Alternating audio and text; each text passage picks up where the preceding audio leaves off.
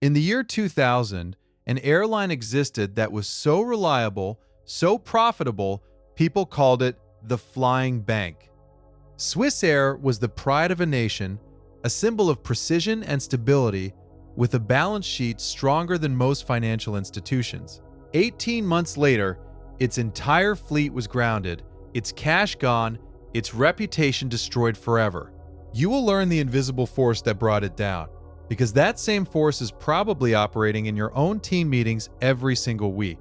And the first sign it's happening is a room where everyone seems to agree. The board of Swissair was a masterpiece of Swiss culture. It was composed of the most respected bankers, executives, and leaders in the country. They were all brilliant, they were all successful, they were all men, and almost all of them were from the same small elite circle in Zurich. They shared the same worldview, the same assumptions, and the same unspoken rules of polite conduct. For decades, this cohesion was their greatest strength. It allowed them to move with speed and unity, building an empire in the sky. Their strategy was simple: grow by acquiring stakes in smaller, struggling European airlines. They called it the Hunter strategy. On paper, it looked like a genius move to consolidate the market. The board approved one acquisition after another. Each decision was unanimous. The meetings were efficient, cordial, and brief. Anyone with doubts kept them quiet. To question the strategy would be to question the collective wisdom of the most powerful men in Switzerland. It would be impolite. It would be disruptive. The problem was, these struggling airlines were struggling for a reason. Swissair was tying its pristine balance sheet to sinking ships. They were buying debt, dysfunction, and intractable operational problems. But in the boardroom, looking at charts and projections, it all seemed manageable. The numbers were presented, heads nodded, and another billion francs were committed. They were flying directly into a storm, with every single expert on the flight deck smiling and agreeing on the course. What nobody realized was that almost every person in that room had a private, sinking feeling they refused to voice. They were caught in a trap with a name most people have never heard of. A trap so powerful it can make a group of geniuses collectively stupid. The trap is called the Abilene Paradox. It was identified by a professor named Jerry Harvey after a real-life family experience that was both comical and deeply unsettling. One hot afternoon in Coleman, Texas, his family was sitting on a porch, comfortably playing dominoes. Someone idly suggested, "Let's get in the car and drive to Abilene for dinner." The trip was 53 miles. The car had no air conditioning. The sun was brutal, yet one by one, everyone agreed it was a great idea. The father-in-law said, "Sounds good to me." The wife said, "I'm in." Jerry himself, despite having reservations, said, "Sure, why not?" 4 hours and 106 miles later, they returned home, exhausted and miserable. The food at the cafeteria was terrible. The drive was a nightmare. Finally, someone broke the silence and said, "You know, I never really wanted to go to Abilene. I just went along because I thought you all wanted to." Then, one by one, every other person confessed the same thing. They had all done something they privately wanted to avoid because they each mistakenly believed it was what the rest of the group wanted. They were victims of their own false perception of consensus. They managed the absurd, a group decision that was directly counter to the individual preferences of every single person in the group. This is what happened in the Swissair boardroom. They weren't just avoiding conflict. They were actively misreading the silence of others as agreement. Each executive thought, if this strategy had a major flaw, surely one of these other brilliant minds would have pointed it out by now. Since they haven't, my own doubts must be misplaced. This is the core of the paradox, the inability to manage agreement, not the inability to manage conflict. Everyone nods, the deal is approved, and the company drives 53 miles through the desert to a terrible dinner. The silence becomes a snowball, gathering weight as it rolls downhill. But what happens when the product isn't a bad meal, but a smartphone that will change the world? What happens when you're the company that invented the future and then decided to ignore it? In the early 2000s, Nokia was untouchable. It sold nearly half of all mobile phones on the planet. Its profits were larger than the entire national budget of its home country, Finland. Inside their research labs, engineers had built prototypes of devices that looked eerily like the modern smartphone.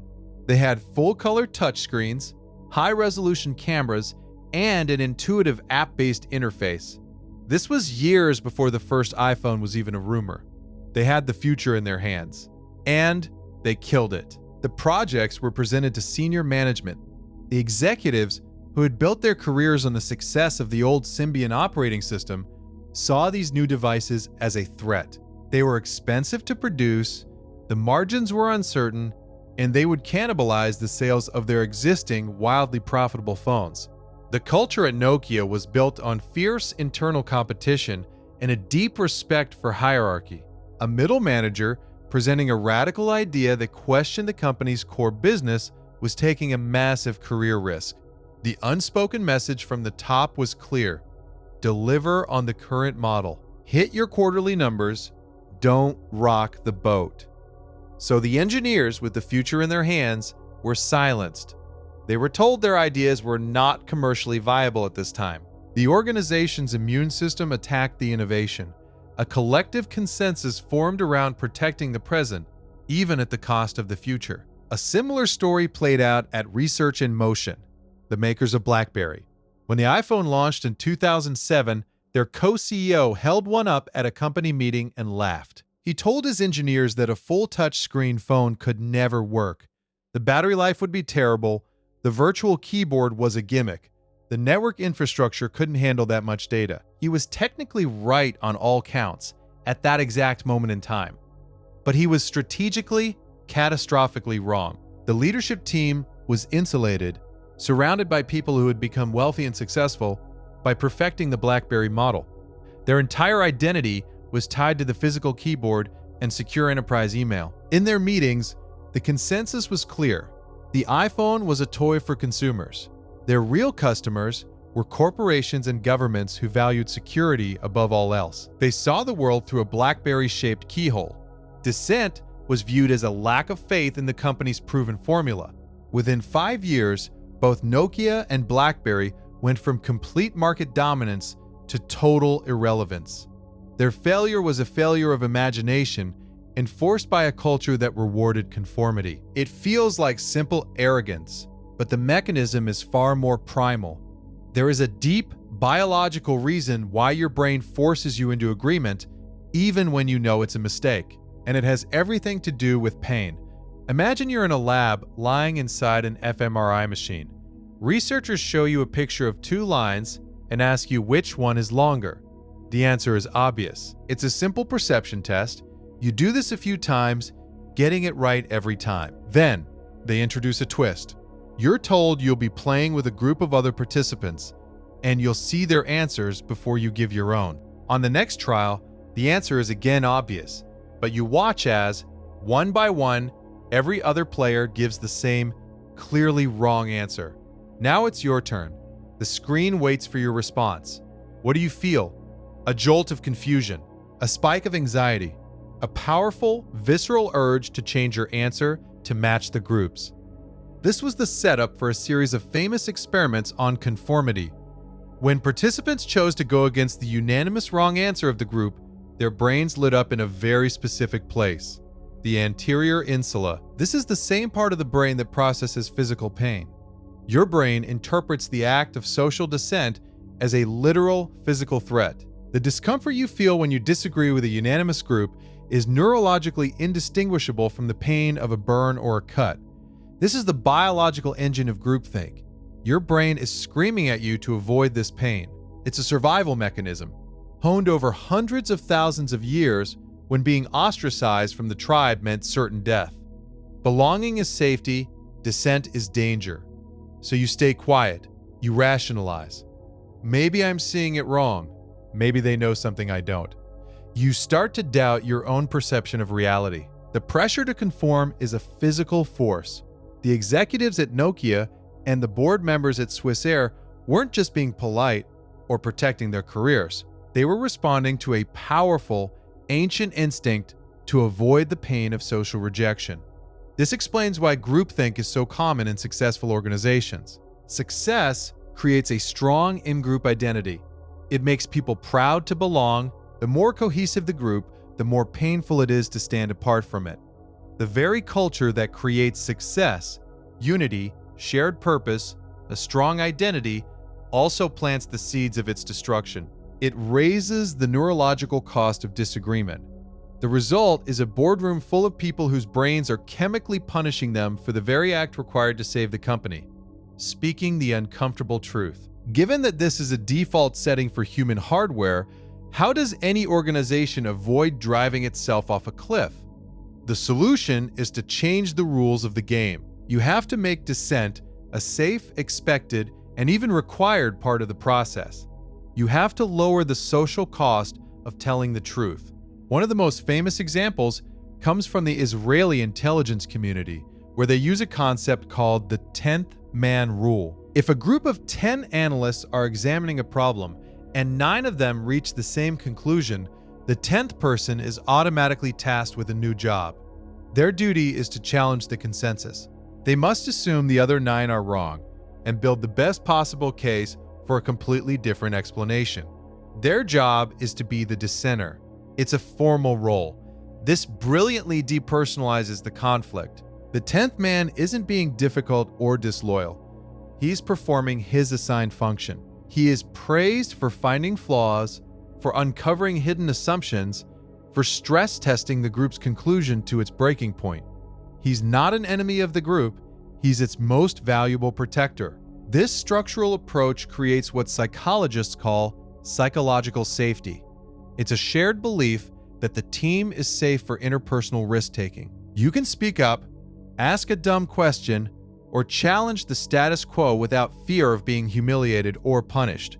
Companies like Pixar have built this into their creative process. They have a group called the Brain Trust, made up of their top directors and writers. When a director presents a new film, the Brain Trust's job is to provide brutally honest, candid feedback. The rule is to critique the idea, never the person. They separate the project from the creator's identity. This allows for the kind of rigorous debate that turns a mediocre first draft into an animated masterpiece. They have successfully made dissent a routine part of excellence. It's a tool, not a threat.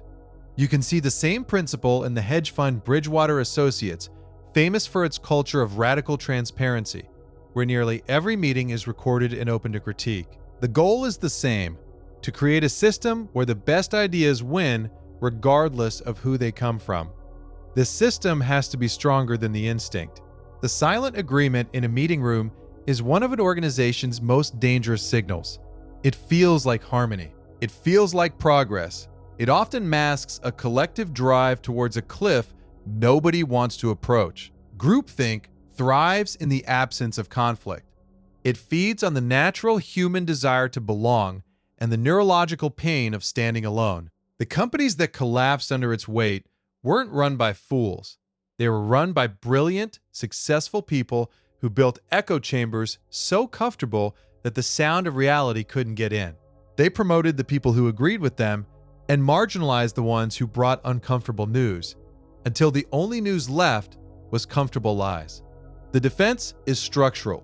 It's the formal appointment of a devil's advocate. It's the celebration of the person who asks the hard question, who points out the emperor has no clothes. It requires leaders who are more committed to finding the truth than to being right.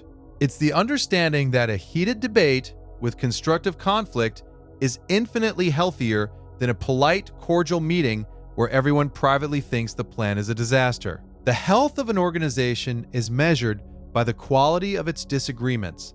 Your own brain is wired to seek consensus. It will pay you in the neurochemistry of belonging to agree with the people around you. It will punish you with the feeling of pain when you choose to stand apart. Knowing this is the first step. The real work is building the personal and professional habits that make it safe to speak. Because the road to Abilene is paved with the good intentions of people who never say what they really think, and every silent nod is another vote for a destination nobody wants.